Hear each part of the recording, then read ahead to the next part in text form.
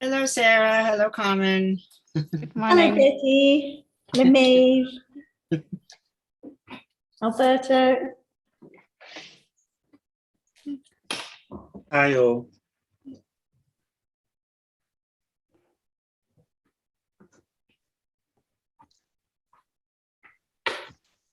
Pat, Robert, Tadao. Hi, Tadao. Hello. How are you doing, Tadao? How's your back? Oh, back is okay.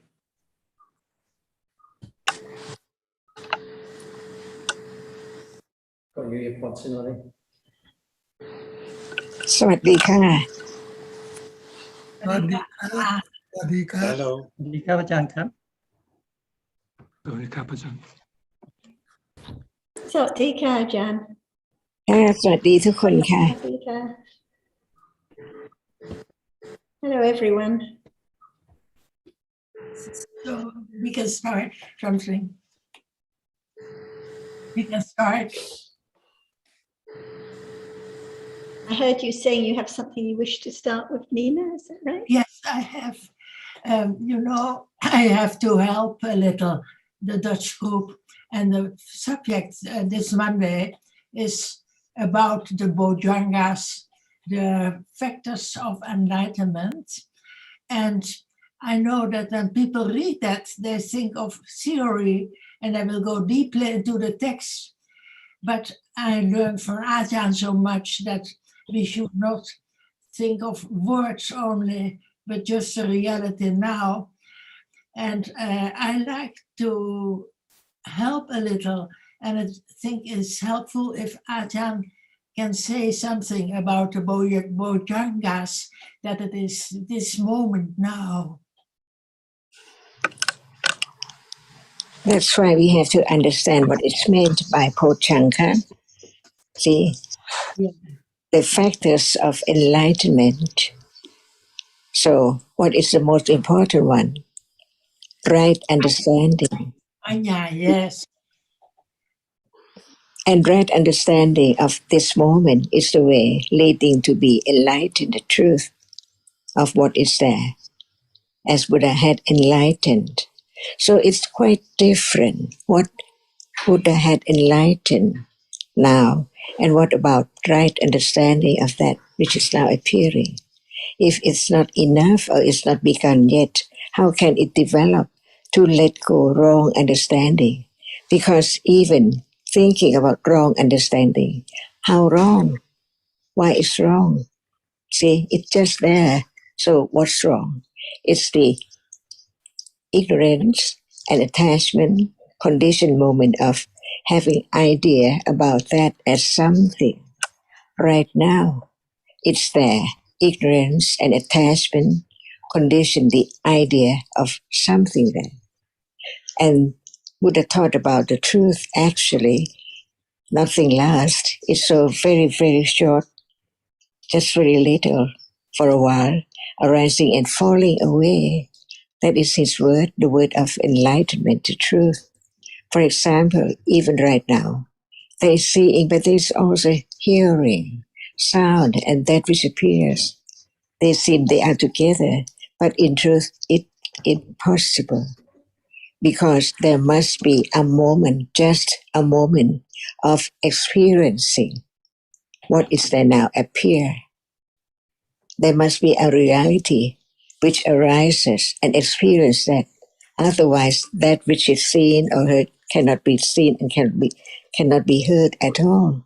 And this is so very daily life, just all around from moment to moment, unknown as there must be the reality. Why is the reality? No one can make it arise. No one can change its characteristic just right now. It sees. No one can change its characteristic because now what is seen is now appearing. So without that which arises and experiences it cannot be seen. Everything cannot be experienced at all when there is no reality which can experience it. It's there, but without the reality which arises and experience, no one knows that it's there. And as soon as it's there, it's gone. learn to understand the truth little by little and have more confidence of what is there as it is. For example, right now, the experience is not that which is experienced. And in a day, from morning up to now, there are so many things appear from moment to moment, different one. What about that which arises and experiences that? Otherwise, it cannot be experienced at all. That's why no thought, no idea about the truth, but just having attention to the characteristic which is there as something until it's so cling to that as it's so real, it's there all the time, just like now, I'm here. But actually, see, it's the sound, is said I, it's the thinking I. See, what is there? Unknown, fallen away instantly all the time. That's why just listen to the truth to develop the right understanding of what is true. And then there can be more understanding, which can let go the strong idea of it is something. As soon as it's there, it's something. Flower, shoes, and everything there. Actually, not at all. None at all. Only that which appears and disappears.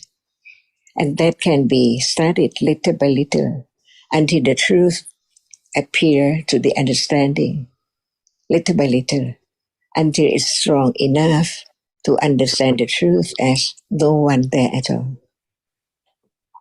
Just as natural, each moment in life, from life to life. This is so true, that's all. Ajahn, it's so difficult to explain taking something as something. That is a very hard thing for people to understand.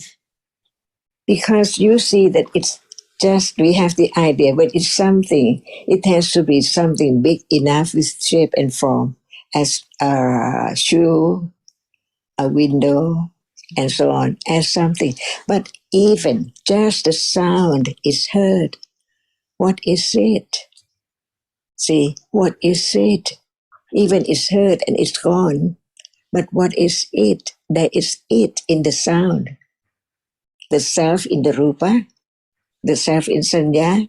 See, wrong understanding, sakaya diddhi of each reality as five khandhas. See, it's there unknown. That's why just listen to what is there now, whether it's true or not. That is the function of right understanding, to be conditioned by hearing about that and does not let it go. But what is the meaning of that? It's there. Yes, it's now there. If it hasn't a reason, how can it be there? And who conditioned it to arise? And who can make it arise? No one. Because it is already there. But the moment of arising and moment of passing away didn't appear at all.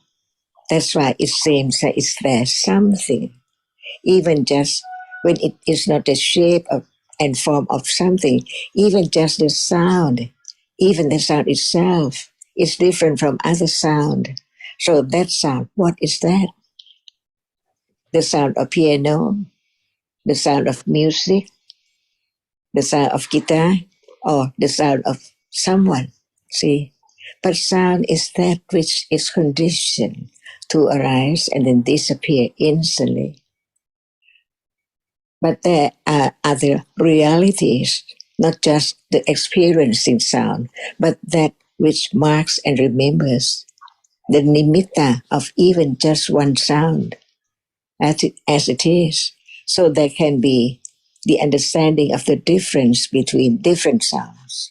Because sanya is a reality which arises, experiences the same object, which the citta experience, but it does not perform the function of being the chief of experiencing.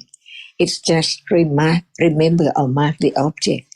Right now, it's there. Otherwise, how can be any different colors and different shape and form? The truth is there, unknown. That's why I begin to understand what is there, because it's there and it's unknown. So what is the truth of that? It's there to be understood. Its nature as the color, different one, we call it color or visible object or that which is seen. No matter what word it is used in any language, nobody can change the truth of it because it is seen. And the truth is that only when it appears and more true. Even it's the now appearing, it arises and falls away in split seconds. And this can be learned, can be studied, can be understood until it let go, clinging to the object which is so very natural in daily life, and begin to understand the difference between each one, as it's not the same one, as it's not the same characteristic.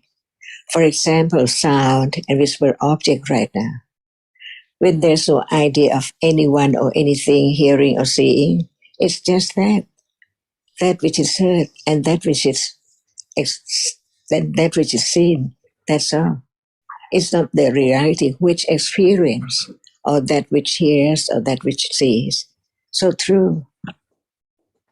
And it can be understood of its nature little by little until it's the understanding right now by condition of that which appears here and so close now, just one at a time by conditions.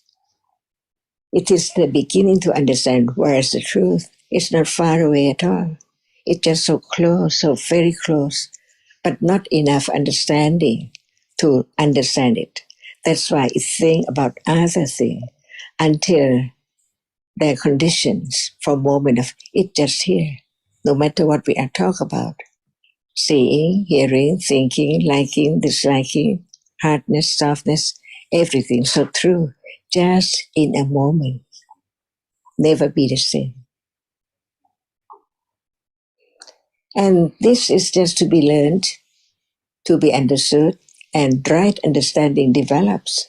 Because when it understands more and more, nothing can change the understanding of it. It begins to understand what is meant by no one. Because how can it be anyone? It's just moment of seeing and then gone. It's moment of thinking and then gone. Nothing stay at all.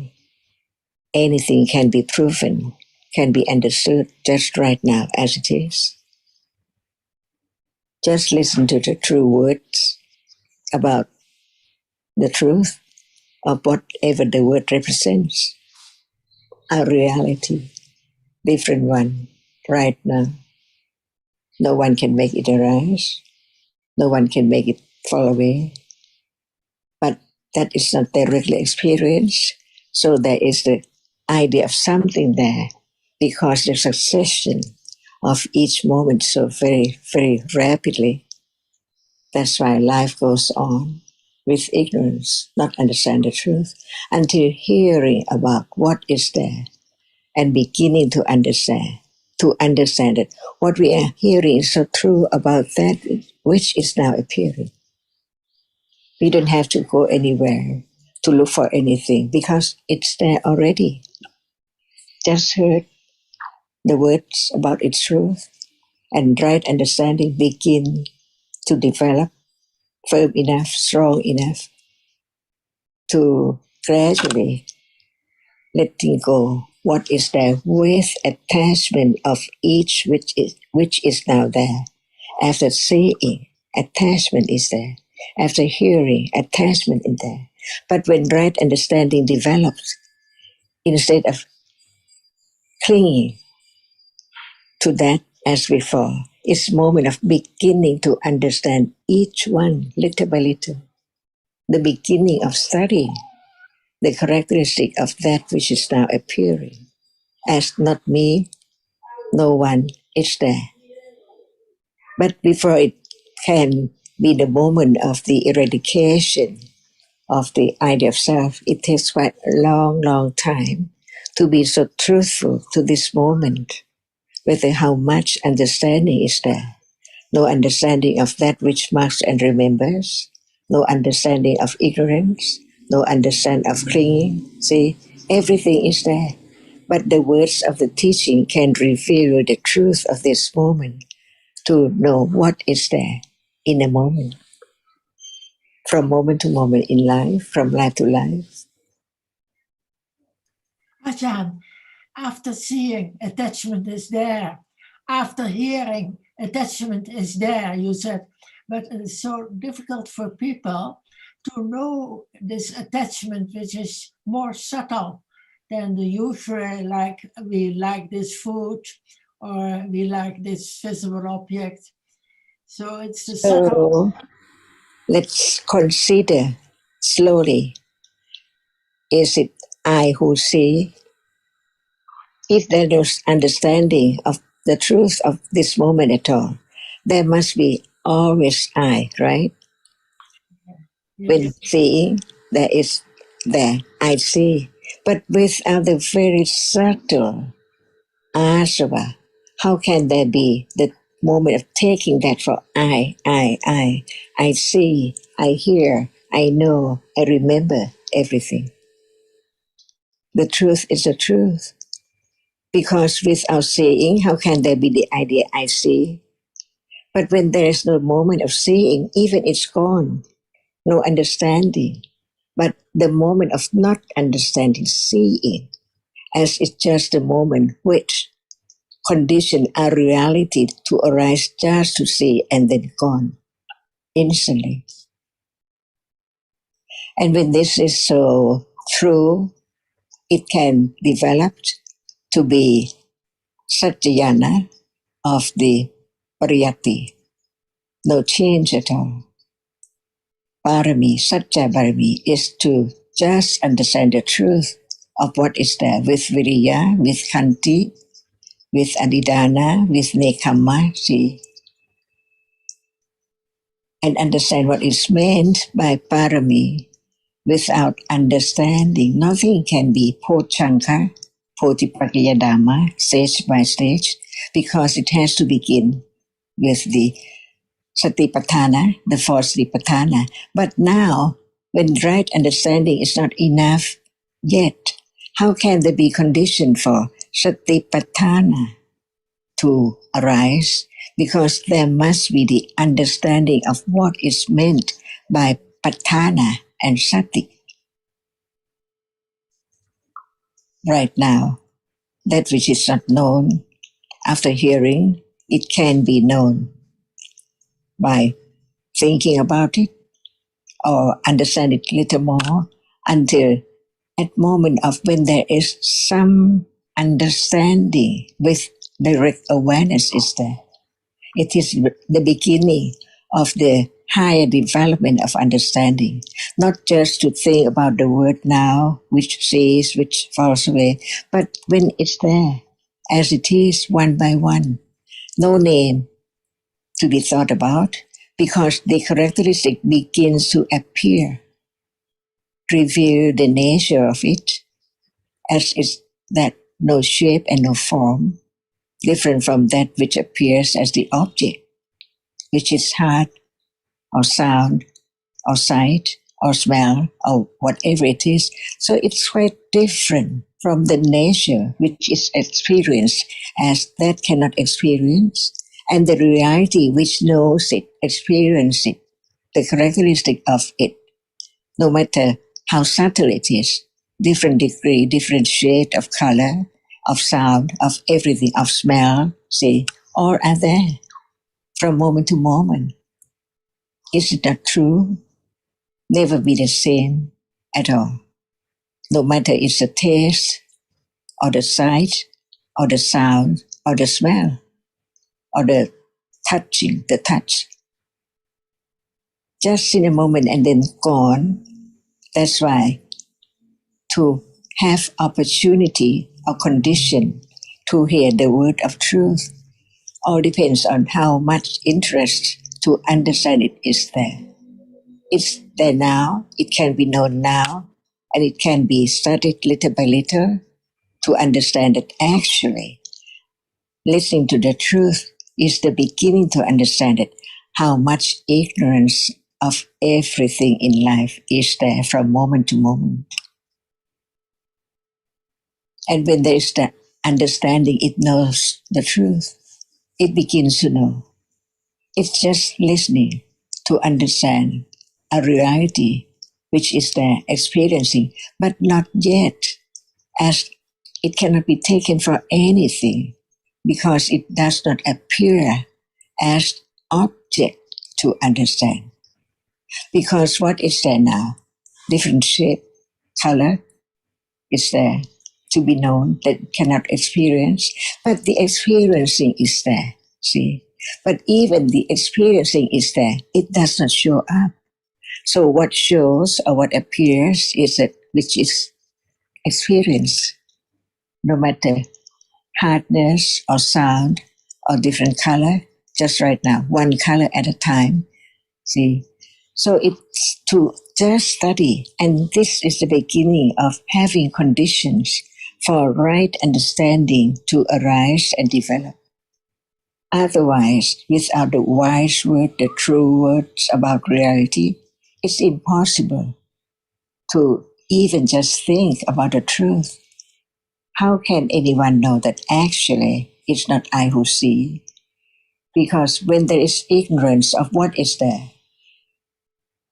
avijja is there, clinging is there, and wrong understanding is there. That's why even we haven't heard the term asava, but how come each moment, whatever is there as I, because after that 3 moments, there are conditions for asava to arise.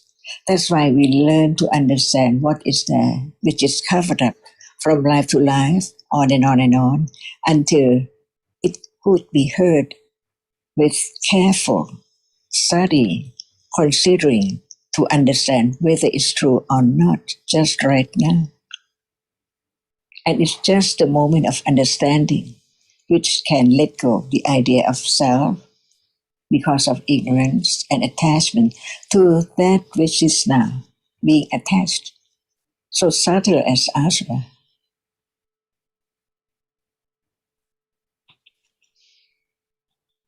Just to understand whether it's true, and that understanding develops to let go the idea of I understand. Because sometimes it's there and sometimes it's not there by conditions. At moment of listening, there is understanding, but after that, see how many moments of ignorance about what is now appearing. Only when it appears, but no idea that it appears, it's there only when it is experienced. The idea of self, a permanent thing, is there. Thinking about it as something because of the succession of the arising and falling away non-stop of that which keeps on appear as something all the time. That's right. The truth is the truth, no matter who knows it or not, no matter who sees that it's so great, so important, so benefit, so valuable to understand it. Nothing can compare to right understanding of the truth, of what is there now as it is.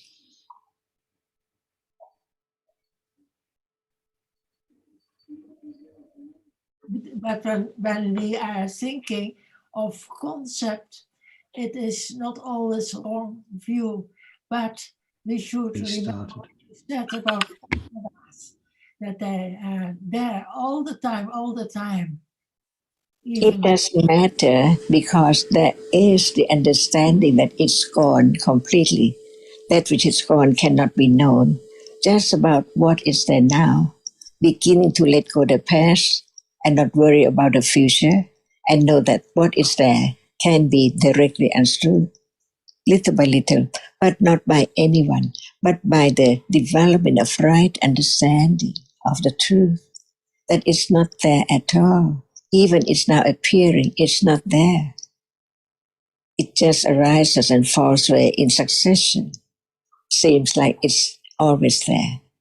But when the truth is there, revealing itself, show up as it is, from when it's of course, and then more and more subtle, to be known as what is there. For example, attachment. Who knows? Otherwise, without understanding, how can there be no more attachment? But it's there as long as ignorance is there.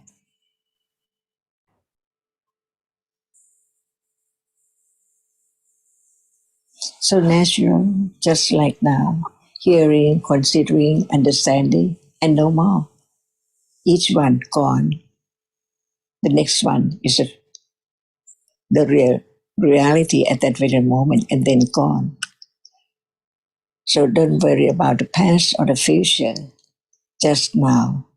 Even they arise by conditions, arising and falling away in succession, but one reality can be known little by little.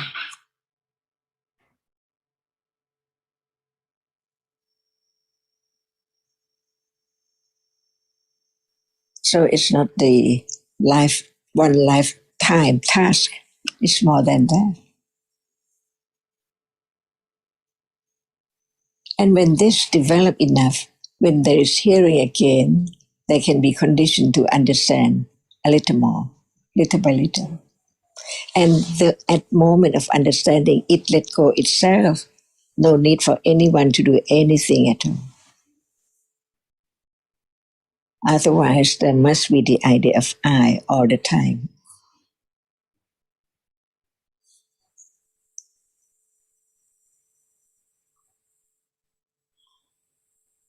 So the way to let go, in order to understand what is there, even right now and next moment ahead and on, must be conditioned by each different accumulation of each person. To realize the truth that what is there is not self, is to understand the conditions for that arising, which is the accumulation of each moment, not just now, but many, many years ago, and including now and on, or our conditions for the next one. And right understanding can understand whatever is there when it's strong enough, because it cannot be the same as just right now. What is there at moment of enlightenment hasn't come yet, but Panya is ready to understand no matter what. No selection, no choice. So it depends on how much understanding of what is there now, little by little, to be ready to understand what is there to come by conditions.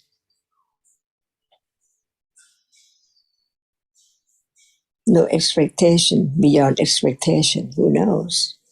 But what is there now? Conditioned by the accumulation from each life.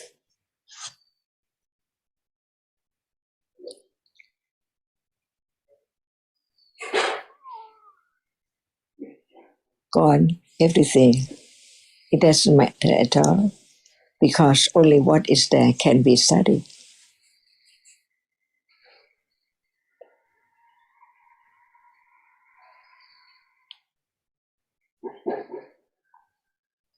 That's right. No more to be regret about not having sati or understanding of such and such, because they are all gone.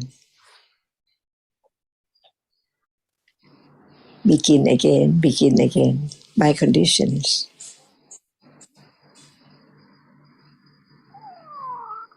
And the development begins, not no one begins.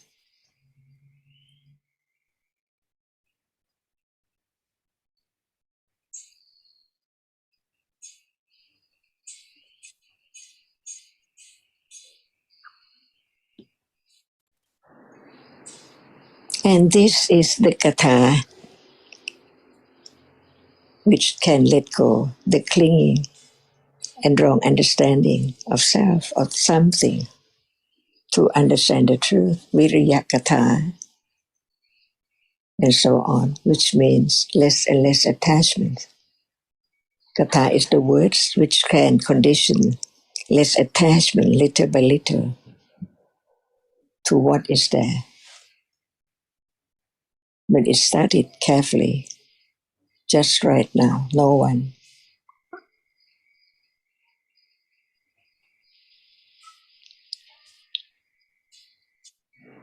Who arrived a little later to this discussion. At the beginning, Nina was asking about the Bojjhangas, the 7 factors of enlightenment, because people she discusses with ask about these factors and find them important.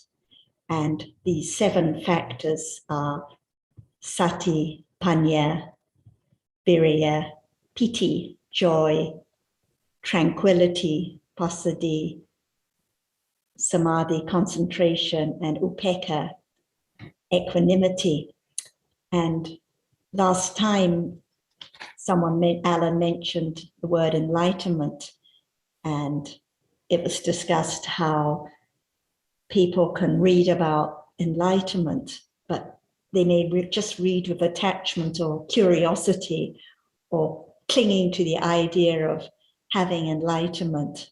So it's quite useless. And the same when we read about the Bojjhangas or enlightenment factors, if one just has the idea of developing these factors without any understanding of realities, there's no value. And at the start, Ajahn was stressing that of these factors, Bojjhangas, right understanding is the most important, because if there's no beginning or development of understanding of the truth of what appears now, there cannot be any development of understanding, let alone the development of understanding or any other factor as a Bojjhanga. So whatever the topic, it has to begin with the understanding of reality right now. Otherwise, we're just studying and reading with clinging and ignorance, taking it all for someone who can develop these factors, for example. And Nina also mentioned that it's difficult to explain to people about how there's always taking what appears, what is seen, what is heard as something, because it's a new idea for people. But I think that even in the beginning, there can be the beginning of appreciation that what is heard now is just sound, different from the something it's taken for, such as someone's voice or the traffic noise or something else, because it's just sound that is heard and then gone instantly. So right from the beginning, there has to be the considering of realities, and each sound, each visible object seen, each reality has fallen away instantly. So the understanding can only ever be of what is real now, what appears now, and then it's gone immediately. So I think there can be the beginning of understanding that these are just different realities, not something as we're used to taking it for, or someone. But the idea of something and someone is so deeply rooted that without that hearing of what is true and the beginning of considering what is life at this moment, understanding cannot develop. And usually everyone in the beginning wants to talk about enlightenment and nibbana and other topics. But if there's no considering of the reality now, the clinging now, the ignorance now, the seeing now, that it won't be of any value at all.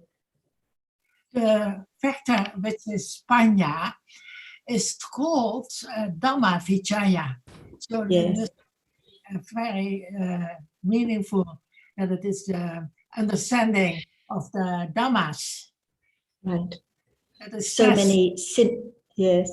so many synonyms for panya, like when we read in the Abhidhamma, thus in the Vibhanga, for example, so many synonyms. And yes, so it is understanding of Dhamma, and the Dhamma is Dhamma right now, seeing now, what is seen now. Yes, and Achan also said, important to know the sound of traffic and sound of that and sound of that they're all different. But that I did not quite get. The importance of knowing that they're all So different. I think, right, so each sound that's heard now, like the sound when you speak, and the sound when I speak, each sound is different. Yeah. And Sanya marks and remembers it. That's why they can be thinking about the sound of Nina's voice or the sound of Sarah's voice, because the sound is different. And the sound at each moment heard is different. Each one is gone, never to arise again, only once ever. So if every sound was exactly the same, there couldn't be the idea of this voice or that voice or traffic noise or air conditioning sound. But because each sound is different and Sanya marks and remembers instantly, so immediately can think about what kind of sound it is. But in truth, it's just sound that's heard. It's just the reality of sound, no matter what sound. Just like the visible object, no matter what color or what nature it is, it's just visible object. That characteristic never changes. But the actual visible object is never the same at any moment. What is seen is never the same because each one falls away instantly.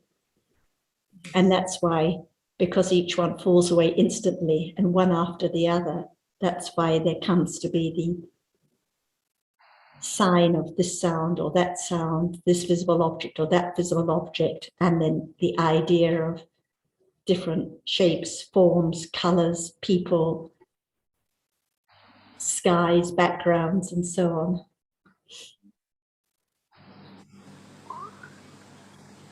At the same time, when you're saying this, the only way I can listen to it is that my mind makes all the sounds into something. So what's happening now is just the mind making the sound into something. And even the reality is not, in this mind, the reality is not understood. So it's, what I experience is confusion, I think, because there's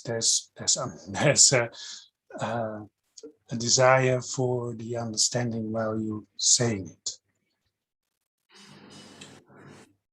So that's why so many different realities, like you say, what is heard is sound, but instantly there's the idea of it as something, some object or some person or some words that are spoken, and confusion is real and trying to grasp the meaning is real. So many different realities. So thinking is real, confusion is real, doubt is real, seeing is real, but the sound of the words, the voice are ideas that are thought about.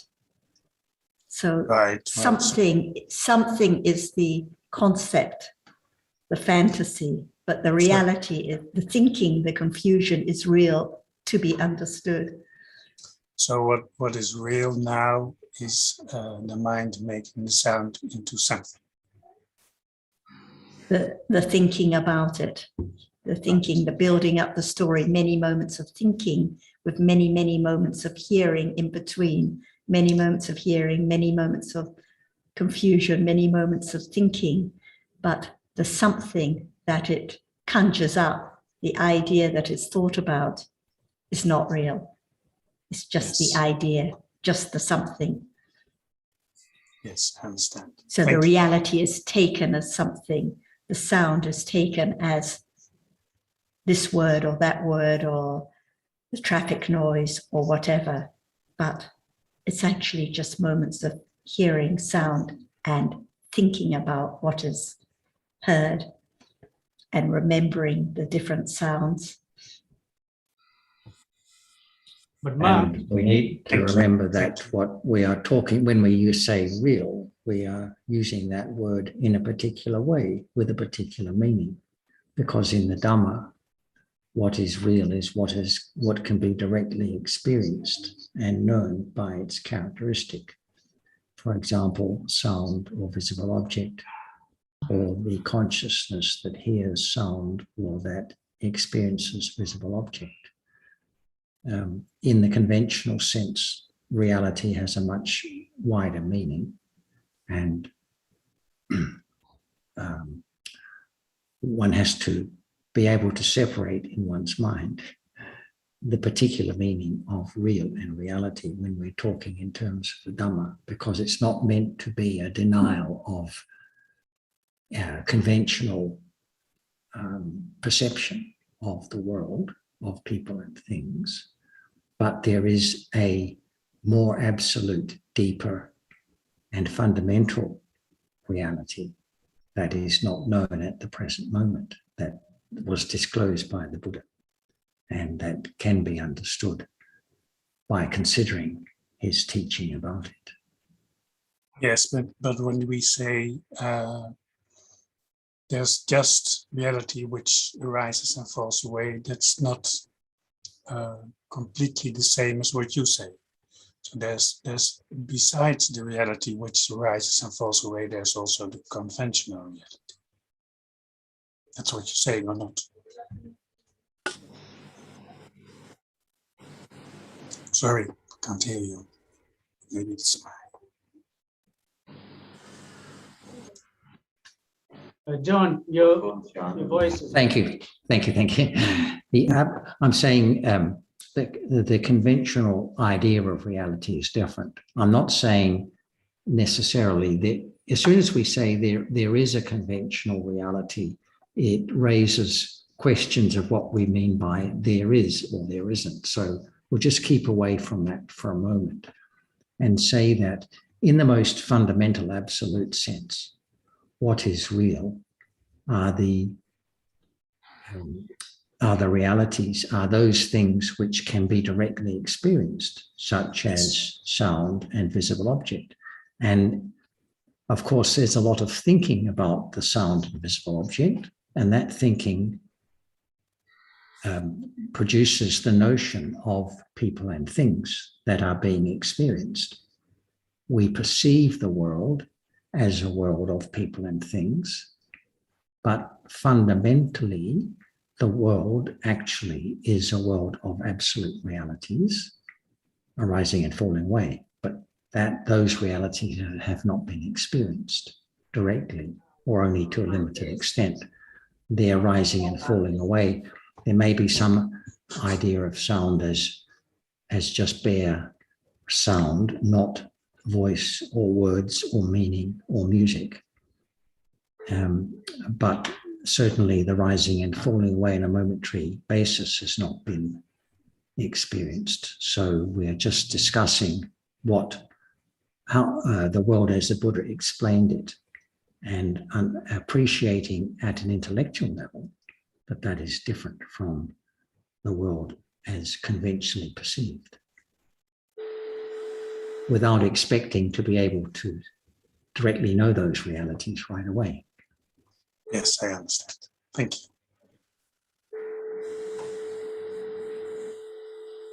Mark, just to be clear, I think there's a distinction to be made.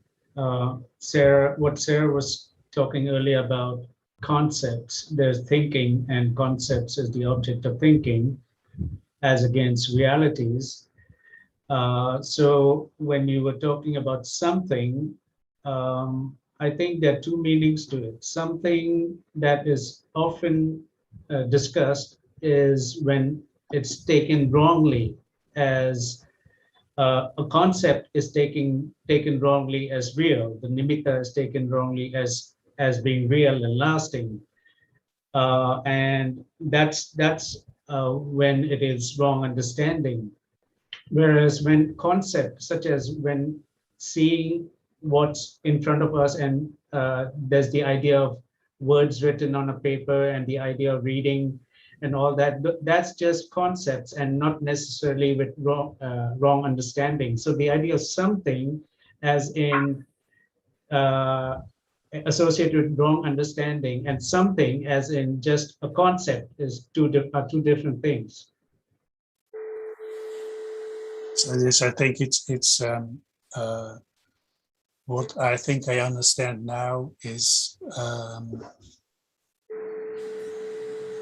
there's the confusion about the conventional reality as it being the absolute reality. So thinking in conceptual reality is fine as long as, well, it's always fine, but it's understanding if one knows it's the conceptual reality. And as long as one knows, there's also an absolute reality. Right. As long as the distinction is understood, Yes, then life carries on as usual. Like last time, Ajahn said, like now, look out of the window, one walks around, one moves the table or carries on as normal. But when that idea, the table or the window, is taken for the reality, then it's the idea of something, and the idea of self is the real hindrance to the development of understanding, taking that thing or that idea for being reality. That's the taking it for self, taking it for something. That is the hindrance. yes. Life carries on as normal. One uses the same language as always, but with more understanding of what is the reality and what is just an idea. Thank you very much. Ajahn, I have a question about conventional reality. I understand that we make the distinction between concept and reality, and conventional reality is concept, but not all concept is conventional reality. So can you say something about it? For example, For example, if I think about unicorn, which is something that's imagined, and that's not a conventional reality. A horse, it's conventional when it's something. when it's conventional, it has to be something, but not necessarily taken wrongly. For example, if I say this table is white and not red, it's correct conventional truth. Because sanya is there, marks and remembers, it depends on whether there is the idea of self or not.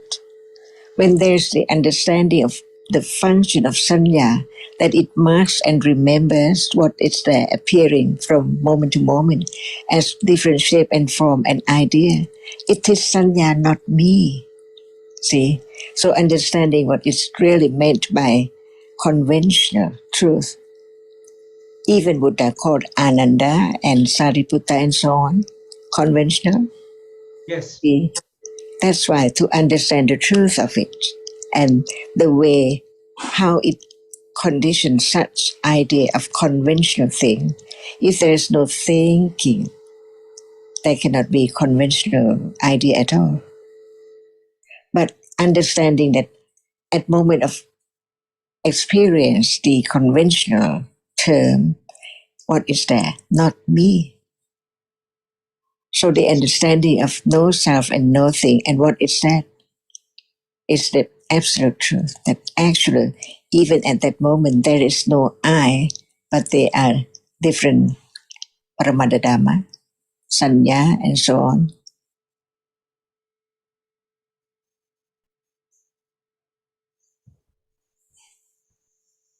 So what qualifies a concept for conventional as being conventionally true and or not? When there's no understanding of the absolute truth at all, we take it for so real, right? It's me, it's you, it's such and such. But when there is the understanding of it's just a moment, which follow from moment to moment to be idea of that which is experienced, seen or heard, that's all, and then gone. Otherwise, how can there be the letting go? What is there so very seriously? No matter it is strong lopa or strong dosa or strong kilesa. See, everything has to be studied carefully and directly experienced until it's there as no more thing. Even thinking is that moment, it's not me. And Shukin, what is the significance of what is conventionally true and what is not conventionally true? What is the significance of that as far as the Dhamma is concerned? As Mark also, I think, pointed out, the word truth is mentioned and is used in both cases. So why do we call it conventional truth? Why not just an idea or concept? Well, I think truth in that context just means by general acceptance. But is it necessarily by general acceptance? Because wouldn't it also matter that even if I don't know what other people would call it, in my own experience, such as I would call this a table and not a chair, because it's Yes, but it doesn't matter about sound. What about the idea of the shape and form? Can you change that? yeah, the shape and form wouldn't change. So that's why a table is a table, a chair is a chair. Even you don't call it, Yes, and that is made by conventional. that's what I mean. That's what I want to know. Yeah. Okay.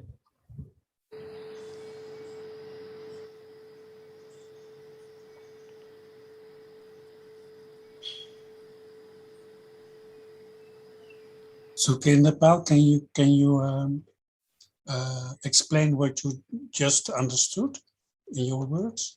What I understand is that because realities are distinct, as we talked earlier, as you were talking with, as Sarah was saying to Nina, that we get the idea of different people, different voices. This is Sarah, this is not John, because of difference in visible objects and sounds. So similarly, in the same way, because of difference in difference in all these, we can recognize this voice as being Sarah's and not John's, or this as being a table and not chair. So in that sense, that is conventionally true. You could say that this is a table and this is a chair, and that's Sarah's voice and that's John's voice. If I might add, Sukin, you were talking about the difference between what we would take as a table and what we would take as, say, something imaginary like a unicorn. And yet, when we think of something imaginary, it is still a concept, whether it's an imaginary thing or it's something we think is real, like a bracelet, a table, a chair, or whatever else. It's still a concept because we can draw a picture of a unicorn and say, yeah, this is a unicorn. It's still a concept, whether it's an imaginary thing or whether it's a table, a chair, or some other concept. Yes, it's still all concept. But as my original inquiry was, it's about distinguishing between those concepts that we consider conventionally true and those concepts that are not. So you can say that after everyone has seen a drawing of a unicorn, they come to agree that this is a unicorn, it becomes a conventional truth.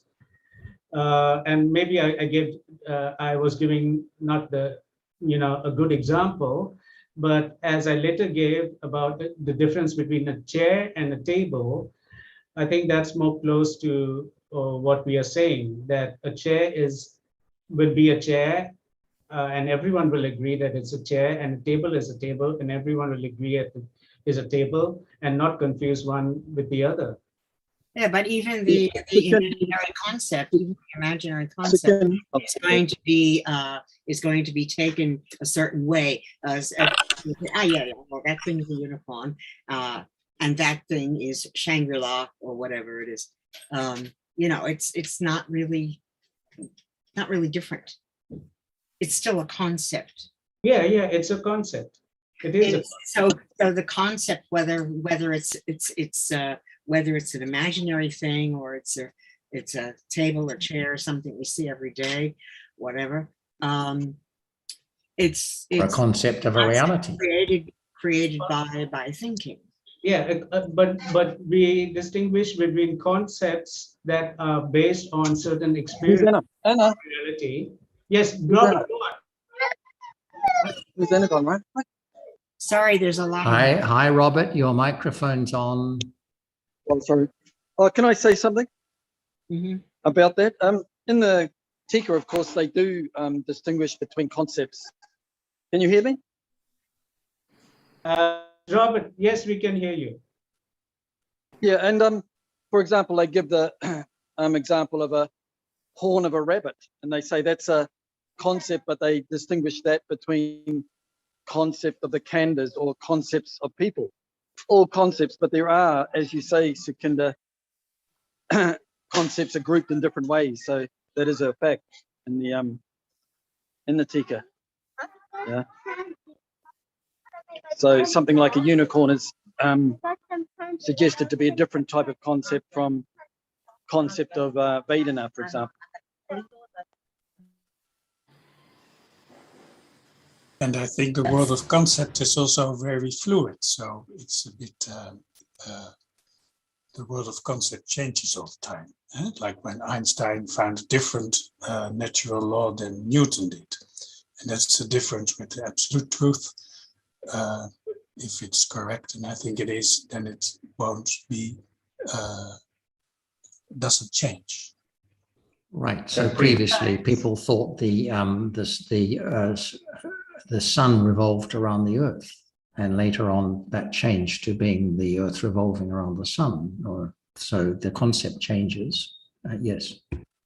Chitta is always chitta. Chitta in the Buddha's time is chitta. So conventional truth is just to distinguish it from what is ultimate truth, and the fact that one may be mixed up about the conventional truth, or it may change, or it doesn't matter, because the point of the teachings is to understand the ultimate truth, no matter what concepts are used and no matter how they're categorized. The point is to understand the reality right now.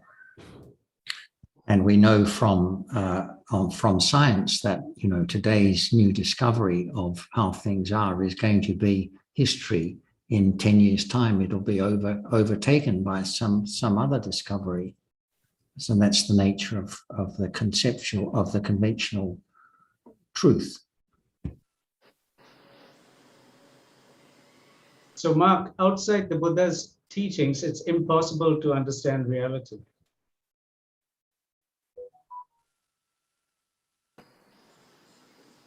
Yes, that's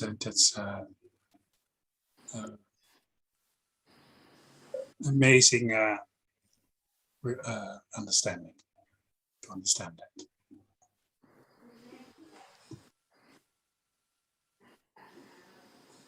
That's the main idea, to understand the difference between a concept and absolute reality, absolute truths, whether the concept is real or not real, or whatever, what we say, what we think or accept it as real. And of course, as John says, what we think is real is changing as well. So it's just to understand the difference between those two, rather than understand the difference between a concept that we see every day or a concept that's only imagined. Same. John, I'd like to go back to something you were discussing earlier, which I found very interesting. And you were talking about it's I who see. And you also mentioned it's I who understand. I think in the case of understanding, it's quite clear that when it's the idea of I who understand, there's an idea of self there. But normally in the day, do we have the idea that there's an I who sees? Because there's so much seeing and hearing going on during the day and thinking all the time. And to me, it doesn't seem that one really considers whether it's I or not. What about it's I all the time in a day? All the time. I remember, I like, I see, I hear, I think, everything. I don't think that's my experience. I wouldn't say that was my experience. There's no particular. Even speak out, I see, who sees? Well, if you ask the question, then of course it directs one's mind to that issue. But we're talking about what a daily life and the thinking and seeing and hearing that goes on naturally in daily life. That's why even it's not spoke out, I see, I like, but it's there already as I. Who else? At moment when It's not, a reality it which seems to me experiences an it's not the object is same there, as it's unknown. not the same as when it's I who understands, or I who wants to understand, or I who thinks they can have more understanding. That's a definite, more obvious to me indication of the idea of self creeping in. But normally in a day, there's just no reference to there being an I who's doing the seeing and hearing and Is speaking. the truth is not exactly the same. The truth is exactly the same. No matter I understand, or I like, or I see, or I hear, who is hearing? Even no one say I, but the I is there already before say it out, speak out, that I hear or I see, it's there. That's why the Buddha pointed out about the asava, unknown is there. After seeing Yes. 3 moments, it's there. But I'm not talking about the asavas, I'm talking about the apparent. Well, What there appears is asava. Should we as, talk about it? yes, we Because can talk it's about the conditioned for asavas. such idea of self too. But by Not understand the definition, the truth at asavas moment don't of appear. seeing. So there must be whatever experiences is I all the time. I see now. I see now. See, how can it not But be I who not see apparent, only when there by is seeing? asavas, not apparent, only by asavas. No, I think that it's so natural that it cannot be known because it's so natural. So very natural from birth moment. Yeah. John, I understood Achan to be meaning about talking about asavas when she said that the I is there all the time. So different from when the I who understands and who wants to develop understanding. Yes, I think that's that is when she would refer to that when we're talking about the obvious things like going to a meditation center or sitting down with the idea of listening to have more understanding and things like that, or any kind of practice. But when she's talking about it arises all the time, I had the impression that she was referring to asavas. So the asavas do not appear, cannot be the object of awareness and understanding. That's why there are many degrees of everything, every reality, as asava, as anusya, as nivarana, as kilesa. Mm-hmm. See? Yes. So, another question. If it's not I who see, where's the I at moment of seeing? I think I understand the question. If at moment of seeing there is no I, where is the I at moment of seeing? Well, we know that I is just an idea. But there must be a reality which is taken for I when it's there. Not necessarily. There can be just the idea of... Not idea, but it's the moment of seeing who deeply. Where's the I? If that moment is not I see. There isn't an I to be anywhere. It's just an idea. Okay, that is the understanding of the truth of seeing. But when there is not yet the understanding of seeing, it's just a moment of experiencing what is there, which impinge on the I base. Only that. Where is the I? Or no I, sometime in a day no I, and sometimes I, or always I. I think we're talking about two different things here. One is the wrong view of self, which is an unwholesome, And the other is the understanding of realities as anicca, dukkha, anatta. That's why we have to the absence of understanding of realities as anicca, dukkha, and anatta doesn't mean that there is wrong view of self present. Okay, so how many asavas are there? I think there are 4. Okay, does an anagami have the wrong understanding? Asava, tittasava. Asava is one of the asavas, yes. So is at that moment there is I or no I at all, no wrong understanding. But there must be the clinging to bhava, being.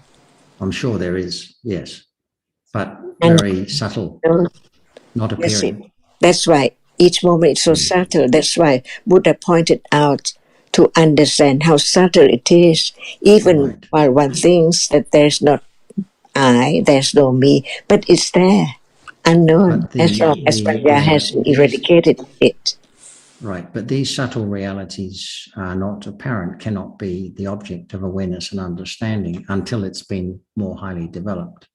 So, what's the way to eradicate asava and anusaya together? More understanding of what Asava does not arise at all, but asava arises, but it's not known until it's known. Anagami knows. He doesn't have titasava, but he still have bhavasava to be eradicated. But it's eradicated by just developing the understanding of what does appear and can be directly known. Right. When Panya experience again and again and again and again from Sotapanna, Sakatagami, Anagami, something is left still to be directly experienced, that it's not there anymore because that is asava.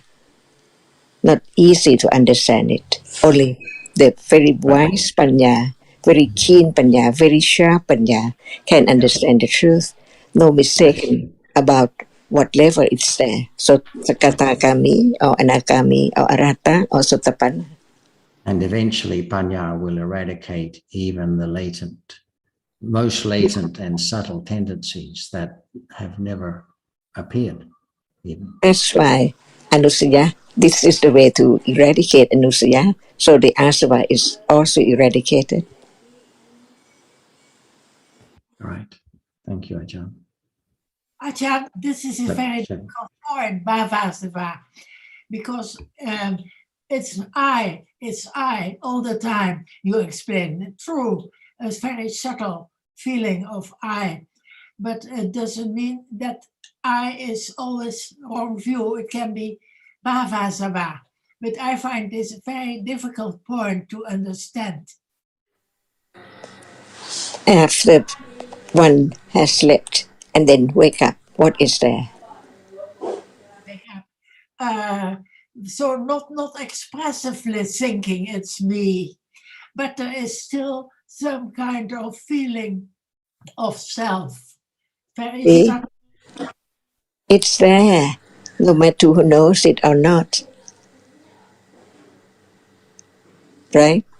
Until one has become Aryan, stage by stage, no more asava, no more anusaya. And the only way to eradicate the asava and anusaya is understanding what is there. And the very highly, keenly developed panya directly experience the truth.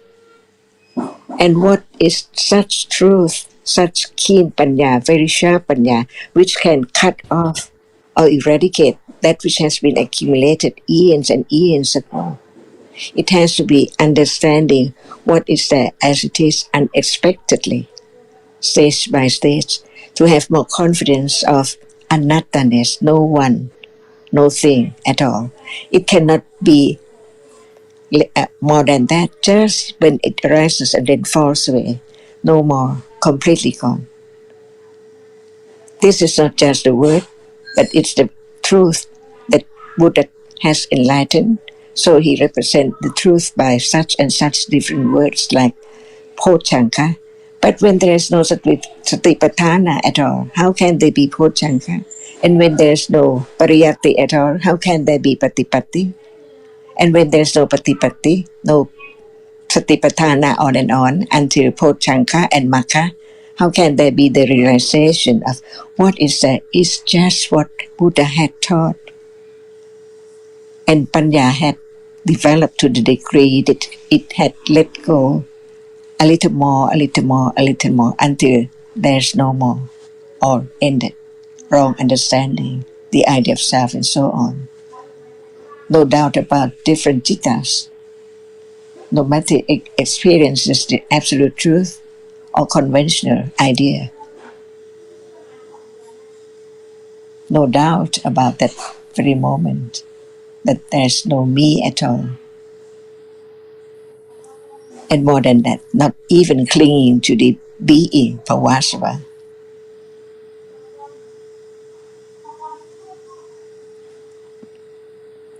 It seems like the words we are thinking about, talking about, but actually it's not just the word, it's the truth.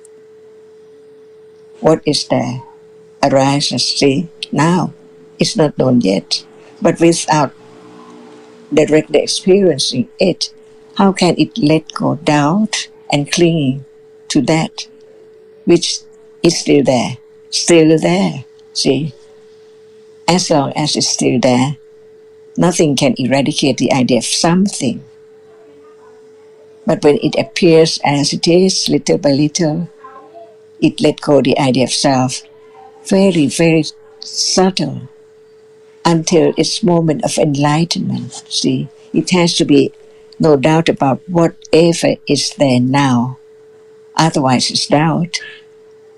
Otherwise it's clinging, kamasava, or puvasava, or tittasava, avishasava, unknown. That's why the eradication of anusaya goes together with asava. The word for arahata, khinasava, see, it indicates that even the latent tendency has been eradicated. That's why it cannot condition any moment after Pawanka to be akusala anymore. But the path to that eradication is the understanding of what does appear and can be the object of understanding. For example, it seems like how can Pawanka appear, right? Just the word, there must be Pawanka in between each process.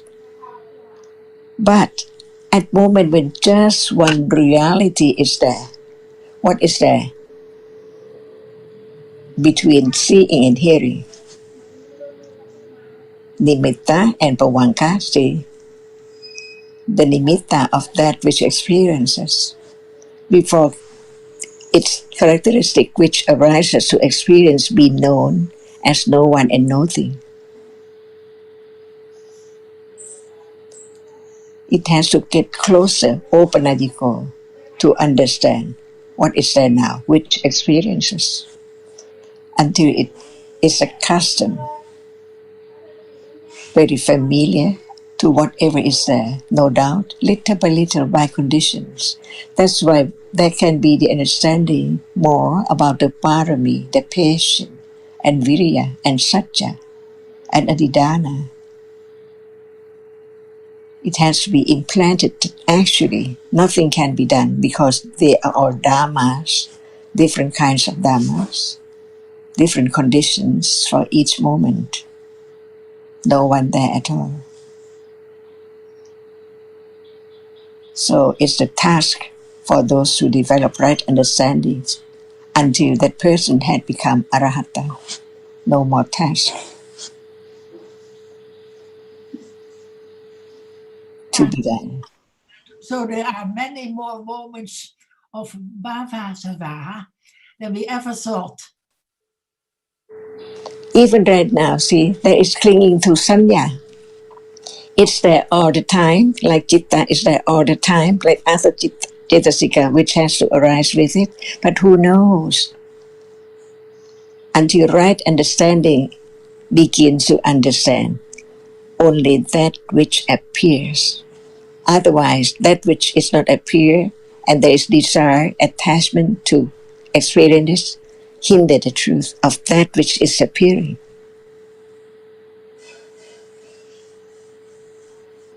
No expectation for anything to be object of understanding. All depends on conditions, even breath or whatever.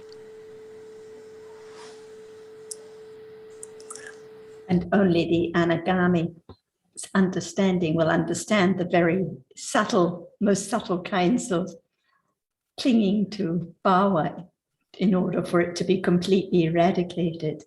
So no need to be concerned or think about whether it's this or that, because actually it's all gone and no consequence at all. Yeah, but it's good to know that it's there and we accept that it must be there. It has to But be we there. don't expect to be able to be aware, directly know it, although sometimes it may appear. Like Patsa now, it's there. See? Is it known?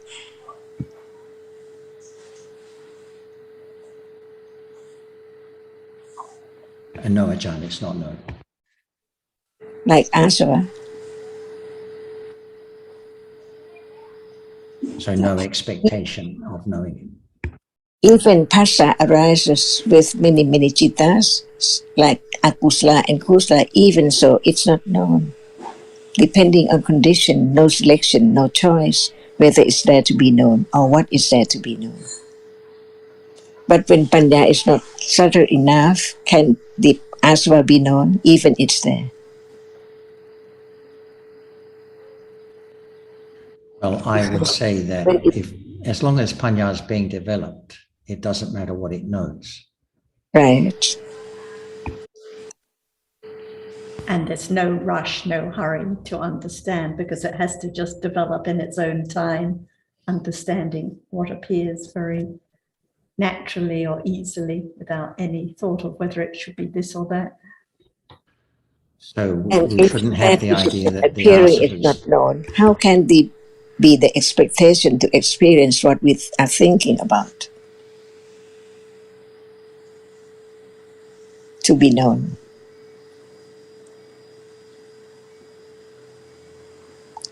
Like Pasa and Asava and so on. But when it's there, is Panya enough to understand it in order to let go, clinging to it unknowingly right now? Well, Panya will know when it's strong enough to know those things.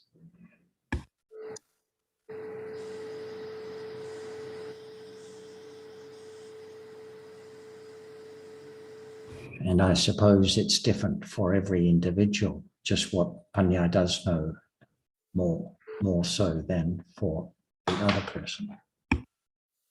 And that is the understanding more about anatta. No one, no thing, by conditions only. This is the way to let go, clinging, wishing, looking for what in the day as before, to be known.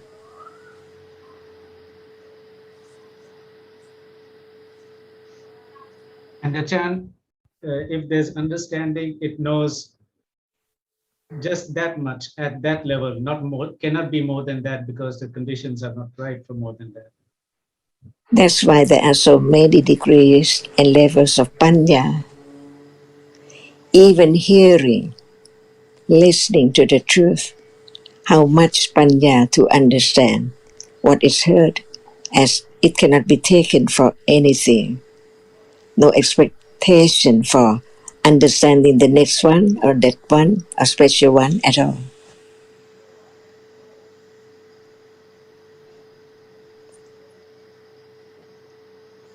And by then, right understanding begins to lead to understand what is there now. See, by conditions.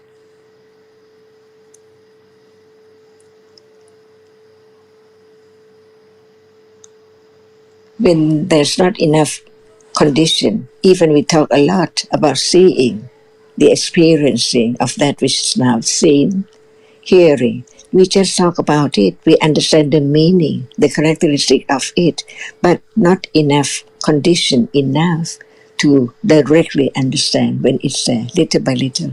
It has to be so very little by little.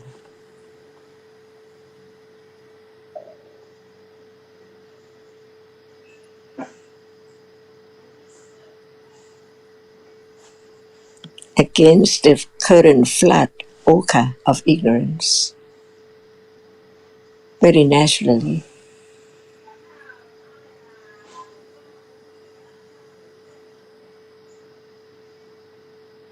And when it's not natural, it's wrong. The self is there. After seeing, hearing, unknown. And it can be nivarana when it's there known.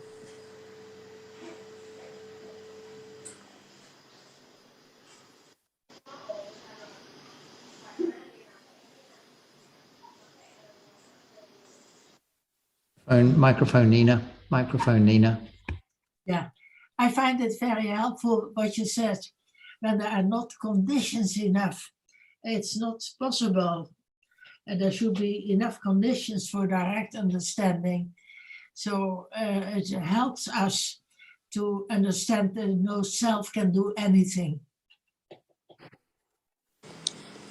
And this is the only way to understand the truth of this very moment. And Achan, it's always this moment. It is this moment that has been conditioned and arise to be exactly what it is. Not worry about which one, the past or the future, but it's there now.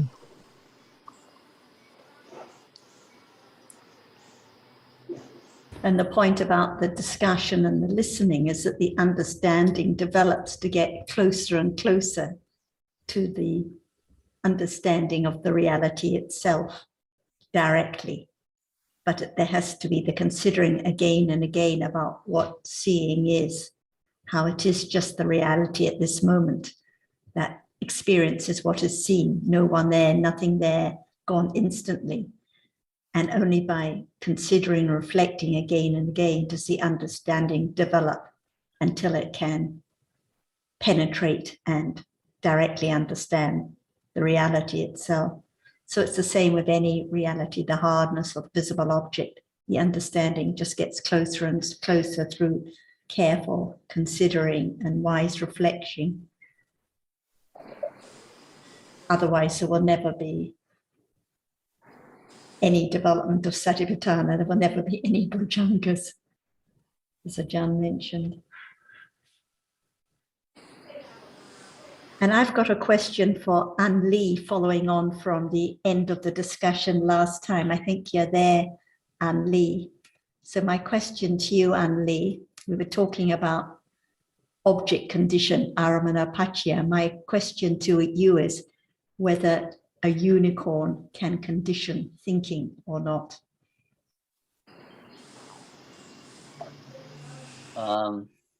Thank you, Sarah. So the question was whether a unicorn can conditions thinking. Was that correct? Yes.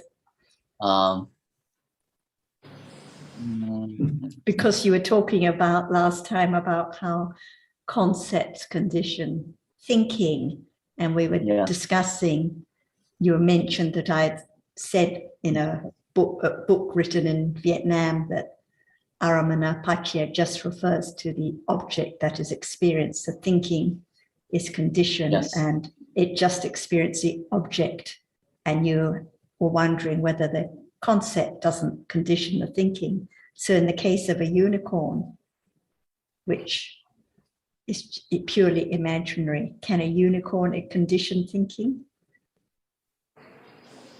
Yes. In this case, still my answer is yes. How can a unicorn, how can let's say a pink unicorn, how can a pink unicorn condition thinking? Because Mm.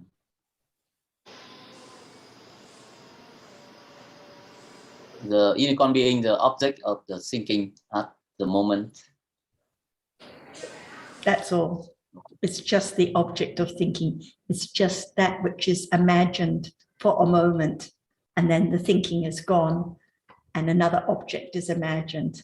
So it's just the object of thinking, that's all. Because there is no pink unicorn to do anything or condition anything. So it's just the object of thinking. And the same with what we would say is a conventional truth object, like a table. A table is just the object of thinking. A table cannot do anything because there is no table. Yes, It cannot condition except by and just being the object of thinking, that's all. because I think those are equal expressions. Yes. When thinking takes unicorn as an object, and conventionally, I say a unicorn condition the thinking, and it sounds to me it's the same as it is just being an object of. Okay, so this is what is meant by Aramanapachya. It's just the object of thinking. That's all. Yeah. So, anyways, yeah. It's not the cause for thinking. It's just the object of thinking. Yes, I'm clear so now just that because the thinking has to have an object. That's all.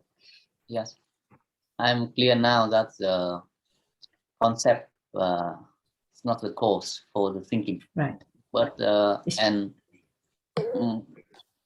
the expression only mean that because the thinking take unicorn as an object, so still the expression that concept condition, the unicorn concept condition, thinking is still acceptable in a language expression. It's just a way of saying it. So, it's the pachya just by virtue of being the object of the thinking. So it's not so much the expression, it's just the understanding of what is meant. Because a concept cannot cause or condition anything except by just being the object of thinking. Yes. So the thinking is conditioned to arise and experience that object, and then the thinking falls away. That's all. Yes. So you mean that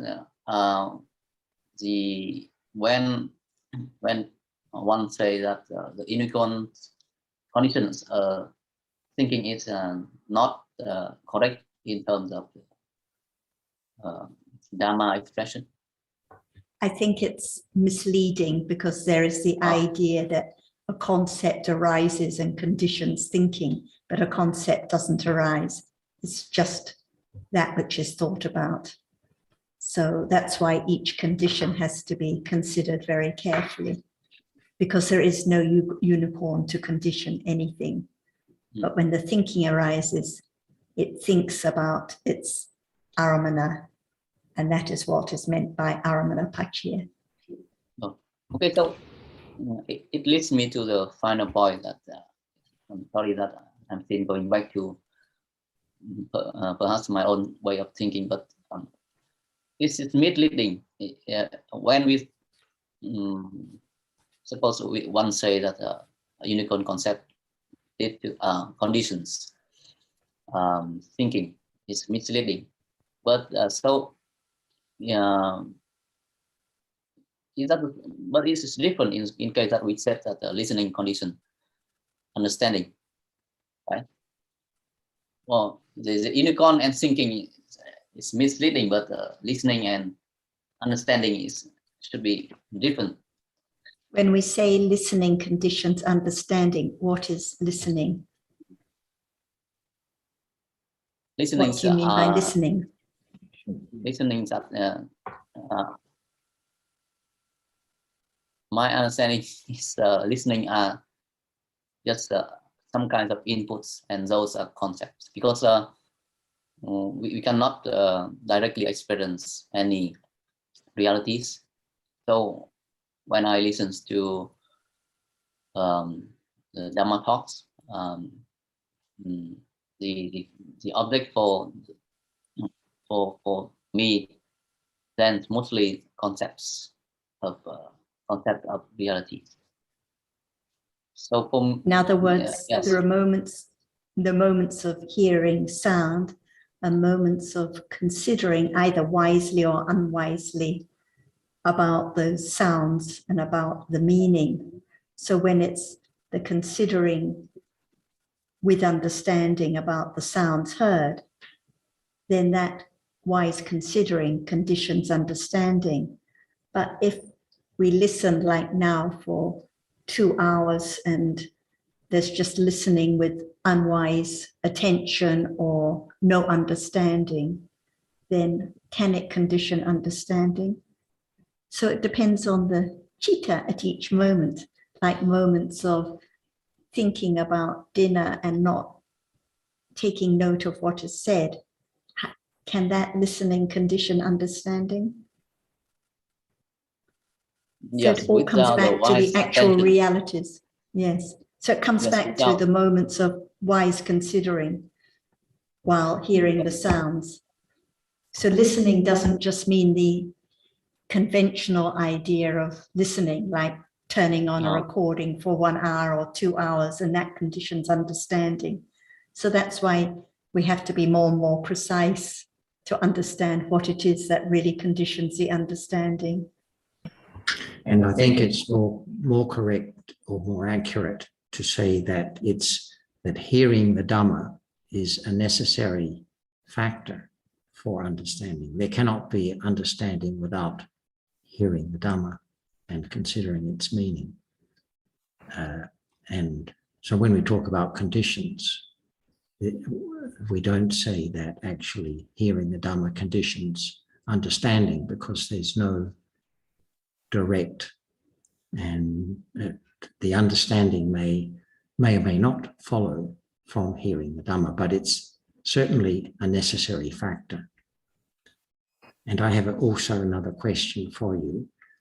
If you think that the concept of unicorn conditions the thinking, then what conditions the concept of unicorn?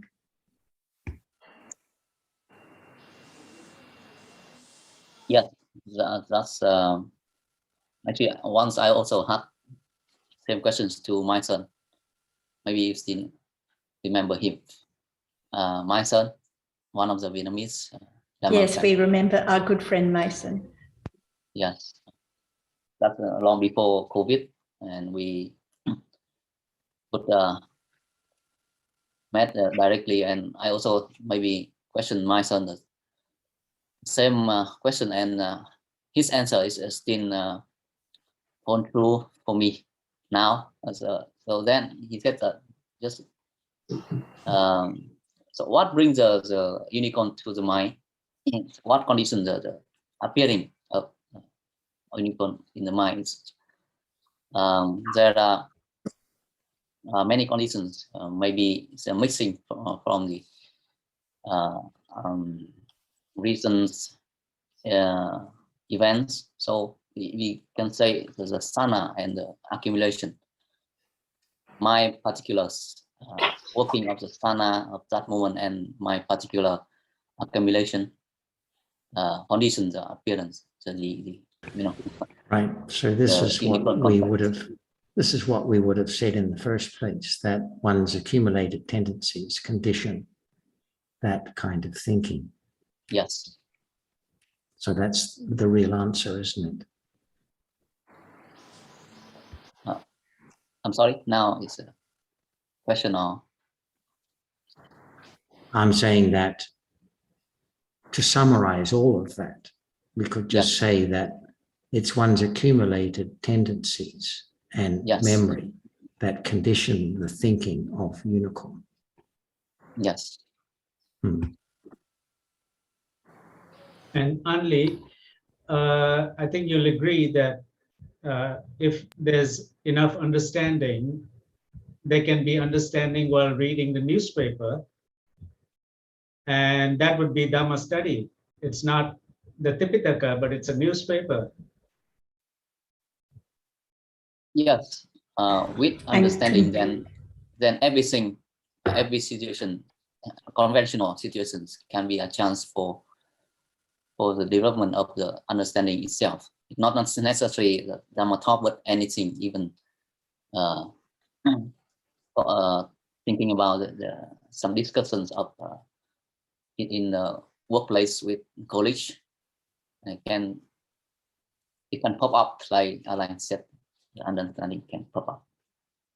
Thank you. And conversely, just like one can listen for 2 hours without understanding, one can read the Tipitaka for 2 hours, have all the right books and the text in front.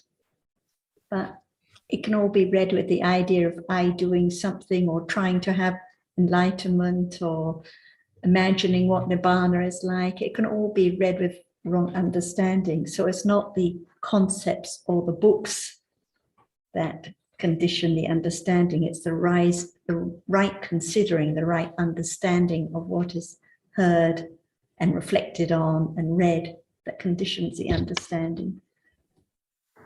Yes, and maybe the lesson learned to me now is I should be more careful with a phrase like, you know, listening condition, understanding. Somehow those phrases just keep appearing on my mind, and I just take it very slightly and without any real consideration. So that was a trap to me, and thank you very much for helping me out of that trap today. Thank you.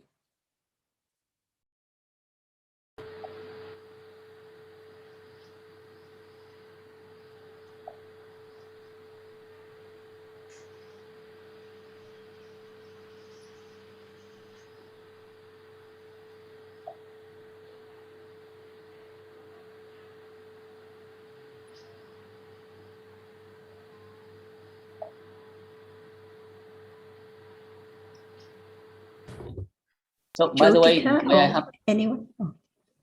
Go ahead. May I have, yes, just only one very simple question, but once again, it's a technical one. I often heard that there are 4 causes of arisings of rupa, so utu and some other, right? There are 4 causes for rupa, and one of that is utu. I just wonder if this is the same, because we have the alapa, one of the 8 inseparable characteristic must arise together in one kalapa, and one of among the 8 inseparable kalapa, that's a temperature. I mean hot and cold. The one that can be experienced by the body sense. So is that the same? The utu and the temperature character in one kalapa. It's the same. So outside the body, any group of rupas can only be conditioned by utu, by temperature.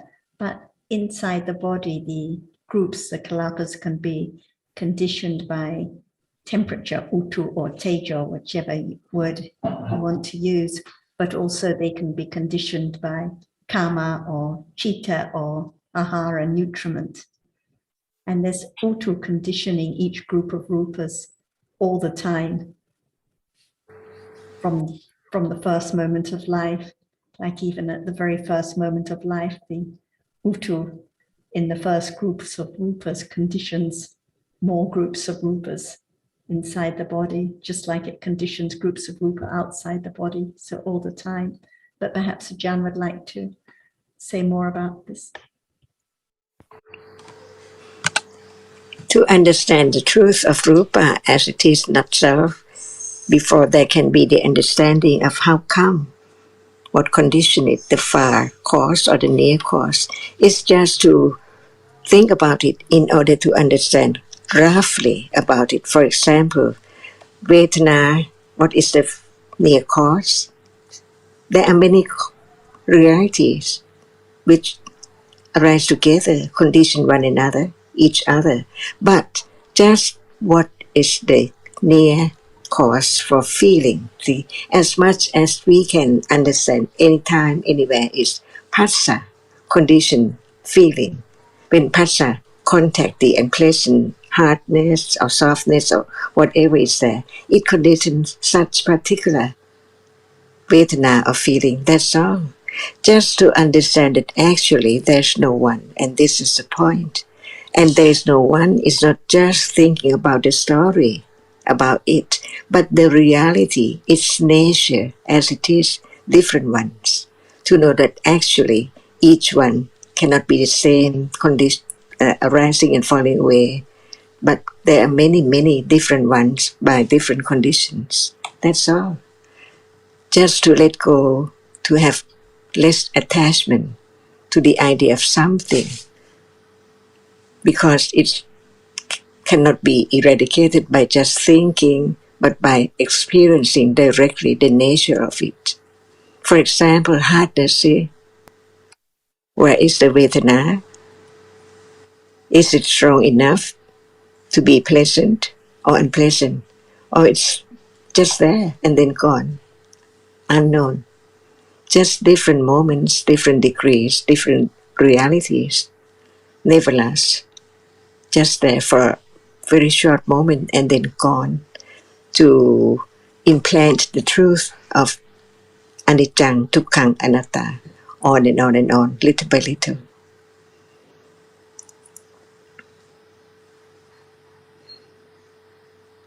And understanding that even rupa has its cause, and not just kamma, not just uttu, also ahara, and citta as well. Even right now, who knows, hardness is conditioned by citta, or by ahara, or by uttu.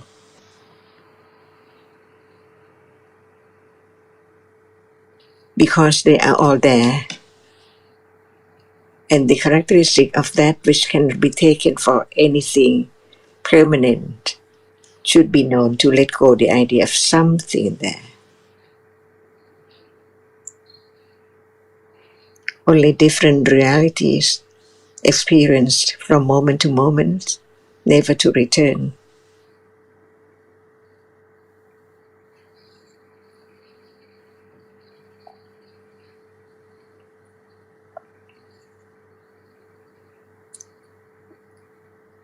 Is there hardness appearing now? What condition it? No need to know, but to understand the reality which is there, cannot experience. No word, no need to say anything about it, because it's there. Its characteristic shows up as it is, just that, beyond words. That's all. And then gone.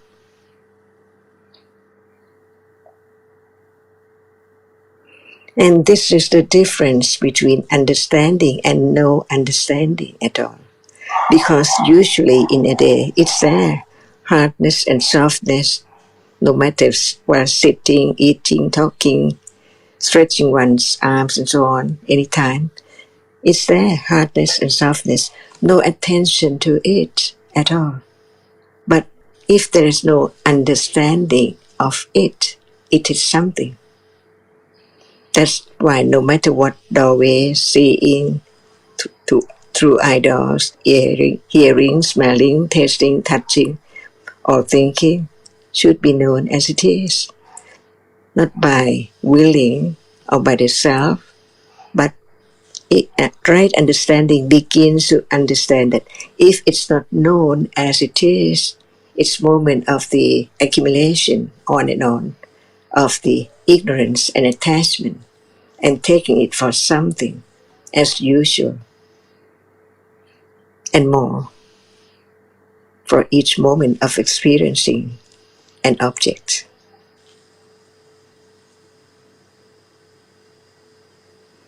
That's why I learn to be familiar with the characteristic of all realities right now, little by little. No matter its sound, painful feeling, pleasant feeling, attachment, aversion, metta or no metta. All are there to be known until it's known. From more and more understanding about its truth, hearing, considering, understanding it's so true.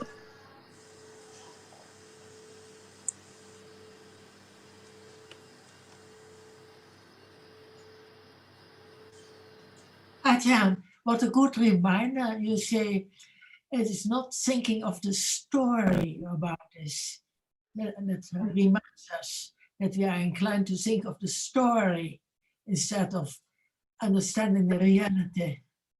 But no one can eradicate thinking of the story at all. Only right understanding that it's only thinking about that which has been experienced as something. So it depends on what is there, condition such thought or thinking again and again and again. But thinking cannot be anything. It is just thinking about that which has been experienced, no matter how short or how long ago. Whatever is there is so real, but so very short. That's all. But it's there. Thinking is thinking, no matter it thinks about what. But thinking with understanding or thinking without understanding. This is the difference between moment of thinking with understanding or without understanding, little by little. No one at all, no one, so nothing can be done at all. Only by conditions, understanding little by little, will condition moment of understanding what is there as that which experiences or that which cannot experience, and then gone, uncontrollable. No choice.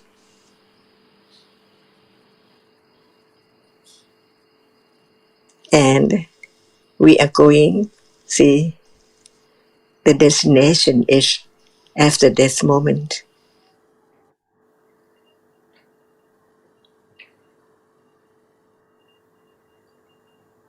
So it depends on this moment how much understanding accumulated from hearing and letting go ignorance little by little to condition moments of hearing it again, considering it again, beginning again and again to understand what is there. By conditions.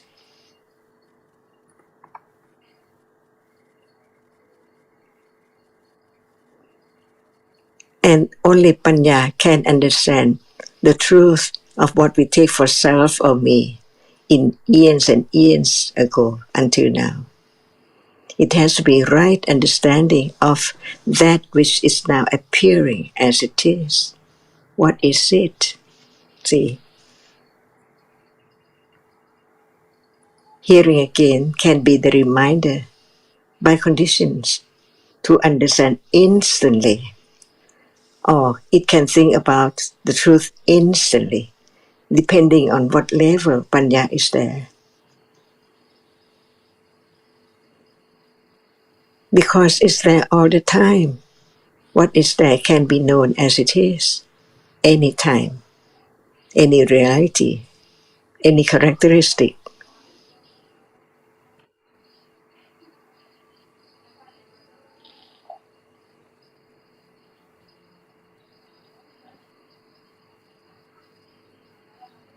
And when Panya begins to understand a reality, just little by little, it let go the clinging to the next one, which succeed instantly the past one. That's why it can be known as different, not just thinking about it, but at moment when it is different. So, Achan, it's the strength of Panya which conditions less clinging to the next reality. Yes, because it understands more about that which is now appearing. So it doesn't mind what would be next.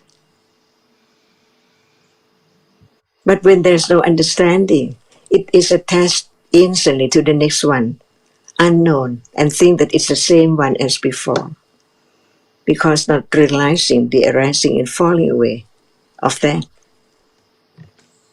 which has arisen and fallen away instantly all the time. That's why it doesn't matter at all. What is the past cannot be known. The future hasn't come yet. What about just now? It can be right thinking little by little until it understands the difference between thinking and beginning to attain to the characteristic which has been heard as it is, little by little, until it is awareness with right understanding. No doubt about it's clearer than just thinking, because it's on that very object by conditions right then. No preparation at all.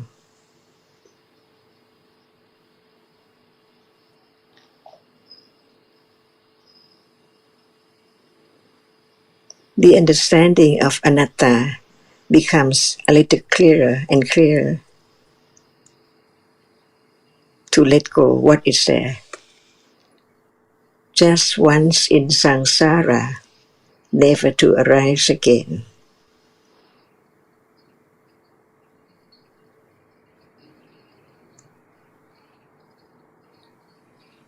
When the unexpected pleasant feeling is there, clinging is there, see, wanting to understand what is there. Many reality are there when there's no right understanding. Just thinking with the idea of self or something all the time, trying to find out what is it. But what is it is gone. But ignorance is there. Still keep on thinking about it, want to experience it, but never be the same, even it's so very pleasant. That's why there are the difference between the sensuous object's pleasant feeling and when it's not the object which one is used to take it for something and cling so much. No idea of such thing. But doubt can be there. What is that? See, until all doubt is gone, little by little, knowing that never, it's useless to think about that which is gone, no matter what is there. How much is the object of clinging? It's useless to think about it, never to arise again. Because Ajahn, the pleasant feeling that arises with in association with sense objects is conditioned by the chetasikas that arise together with it. When it's conditioned by panya and the wholesome chetasikas, it must be different. And it's a test for how much clinging to whatever is there. Because usually one cling to the sensuous object, but what about even it's not the pleasant feeling towards the sensuous object anymore, but it is different, see. That's why the understanding of the development of citta away from sensuous object and develop calmness and what is the feeling which is so calm, different from the feeling which cling to sensuous object. All are there when it's there to be known, but when it's not there yet, no one can imagine at all. How can it be on such and such? That's why Buddha taught about all levels of jhana and calmness and so on, and satipatthana and vipassana jhana and everything. When there's no condition to experience that, when no condition for its arising, it's impossible to have it arise. Just learn to understand that there are so many different realities, even feeling with sensuous object, of feeling without sensuous object, like we learn from Vedanānupassana Satipatthana, for example.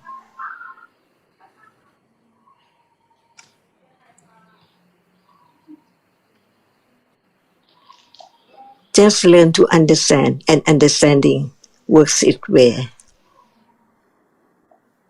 No one can do anything, only right understanding develops little by little, again and again, until it appears as it's the understanding of that which it hasn't understood before.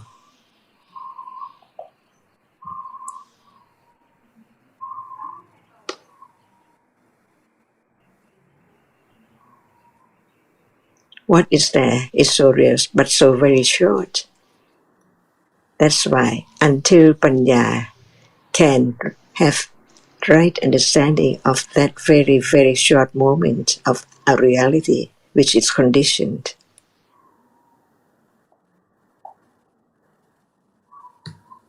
to have more confidence of the truth of no one there at all.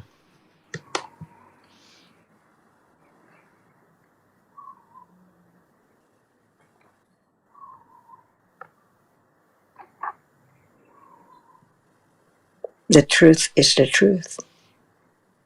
Right understanding understands, and ignorance cannot understand. And attachment is attached, and ignorance cannot understand anything.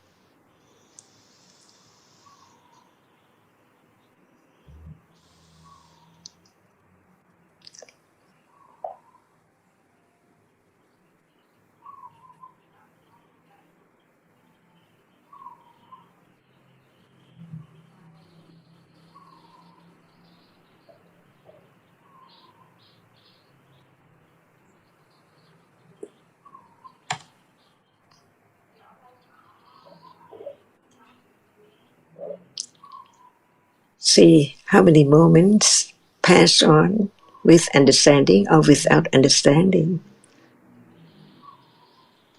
What kind of thinking gone completely. What is now gone again and again until right understanding begins to develop little by little. To know that it's moment of understanding what is there, as one has heard about. It experiences or it cannot experience.